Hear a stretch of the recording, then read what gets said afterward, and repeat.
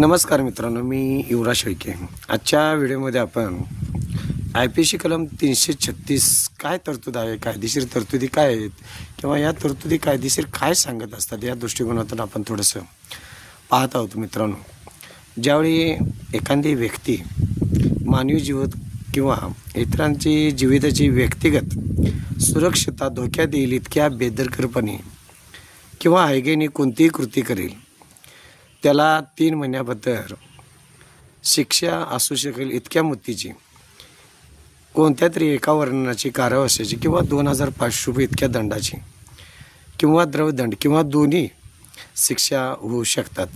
मित्रांनो, त्यामध्ये जेथे दुखापत झाली आहे तेथे 6 महिन्यापर्यंत असू शकेल इतक्या मुदतीची कोणत्या तरी एका वर्णनाच्या कारावासाची किंवा 5000 रुपयापर्यंत असू शकेल इतक्या द्रव्यदंडाची किंवा दोन्ही शिक्षा होऊ शकतात.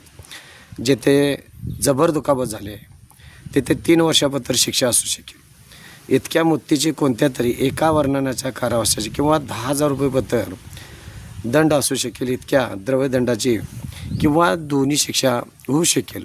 सदरचं हे कलम जे आहे IPC कलम 336 हे काय सांगते, इतरांचे जे जीवित आहे किंवा दुसऱ्याच्या जीविताला व्यक्तिगत सुरक्षितता जी आहे ती धोक्यात आणण्याची जर तुम्ही कृती करत असाल तर ह्यामध्ये ही शिक्षेची कायदेशीर तरतूद मित्रांनो करण्यात आली आहे.